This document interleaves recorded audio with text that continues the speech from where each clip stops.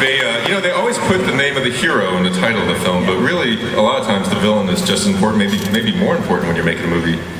Who did you get for your villain? Oh, now you ask. I was looking for somebody who wasn't very scary. Somebody who could really reassure the audiences and make them, kind of like Herbie. In Eisner's work, the octopus was identified only by gloves with 3 stripes on each hand, which is something you can get away with when you're doing 7-page stories, and you can get away with for 40 years. But to put together a picture, I knew that the center of evil in Central City had to be played by someone who could scare the crap out of everybody, but also who could be a big enough and masculine enough and frightening enough figure to fill those gloves and to make you be willing to look past the gloves and into the heart of darkness. And so, who did I pick? Mr. Samuel Jackson.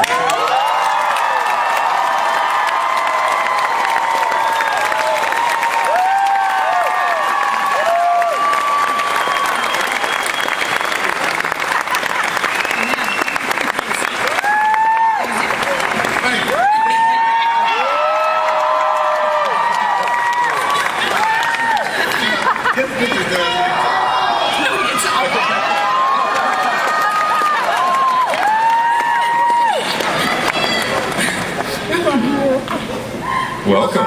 Thank you. How you doing? You painted a really big picture here. It's going to be terrifically hard to film now. Well, tell us about the octopus. Tell us about your octopus. So thankfully, auditioning with gloves on is one of the hardest things I've ever had to do, to make sure that I got that exactly right for Frank. He didn't audition, he sent me body bags. So it's a real honor to be able to put flesh and bones and voice and attitude and everything else to the octopus that's only been a pair of hands since 1930-something. And Frank was kind enough to allow me to create and explore and talk to him and pester him about doing things that turned out to be quite fascinating for us all. Even on a day-to-day basis, I was actually able to come on to set and kind of surprise Frank. I didn't know you were going to do that. Or I didn't know you looked like that. And it's kind of like, but it's good. So let's look like it. So hopefully you'll enjoy it as much as we enjoyed it. I heard that you had to find a bigger gun. I heard that there was a story behind that. Could you tell us the story about the gun? Well, the quest for a bigger gun continued. As we started from day one, we had a gun, and then we go, okay, we need a bigger gun. And sort of like the biggest gun we could find for a while was a Desert Eagle. And then we found these 40 caliber pistols that were like really awesome. They had like these huge barrels on them. And then we started just making them up. Yeah, wiring guns together, making more actually, guns. The wiring came later. Oh yeah, but guns. We made up guns. See, what happened was we made up the meanest, nastiest handguns you thought you'd ever see in your life. And Sam did the scene, and everybody was just lying back and like they were in a daydream afterwards. And there was Sam saying, "Where's the next one?" And I was saying, "Oh shit!" So I talked to property. I said, "Give me all your guns." And then I was looking over; they were all fine guns, but none of them were bigger than those handguns. And then remember there was that one grip that kept saying, "I have bigger guns." but those actually killed people. But what happened was there was. You remember the scene in 2001 with the moon watcher and the bone. At one point, I started like clapping one gun on top of another, and another, and another, and I just told him to wire them up like that. And they started putting shotgun shells on the side. These things, they made no sense at all. But they were every gun in a place. And when he holds them, he looks like a Transformer robot. Yeah. What's funny is you wanted the bigger gun, and then they were really heavy because he had just made them. Yeah, exactly. So I had to go work out. Later. Yeah, I had to go work out a bit, come back, and go, okay, I need some wires on the guns above me to help me hold these things up because I'm not that strong. You know? And then you got to simulate them firing and spitting out tons of bullets. So it was a happening thing. I lost some weight that day. It's good.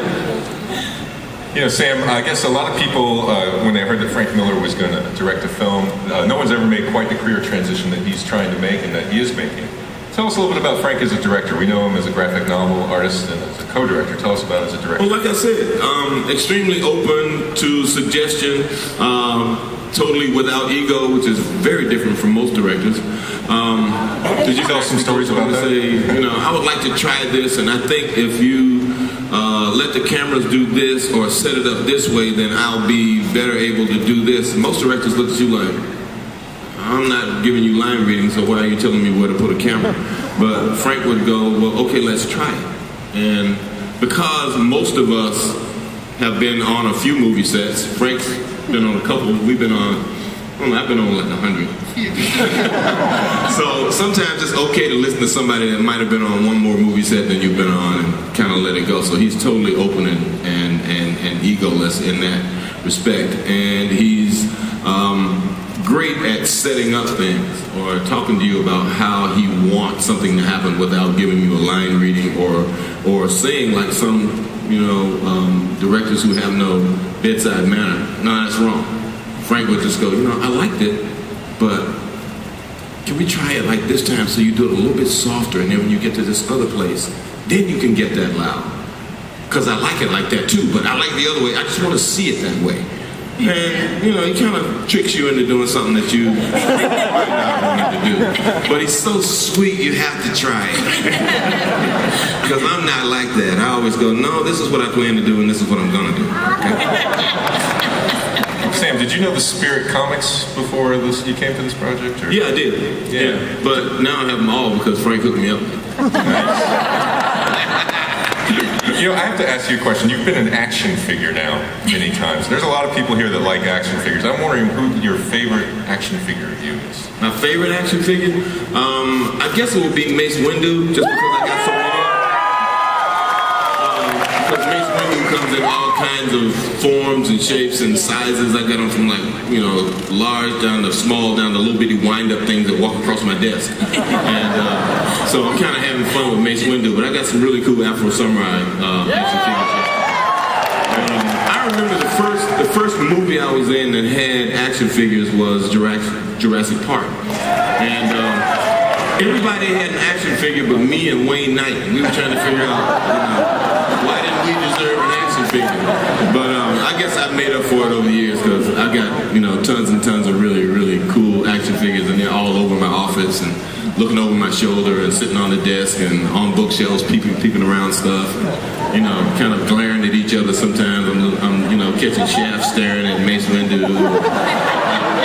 Frozone kind of wheeling across the room, laughing at everybody. So it's all very cool to have these action figures. It's great. That's pretty outstanding. Yeah. Nick doesn't have one yet. You know, when I was a kid, Nick Fury was a white man.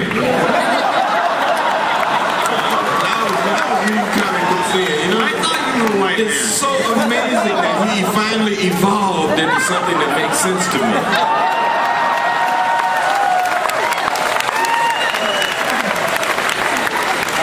But don't worry, see? You too can grow up to be a black man.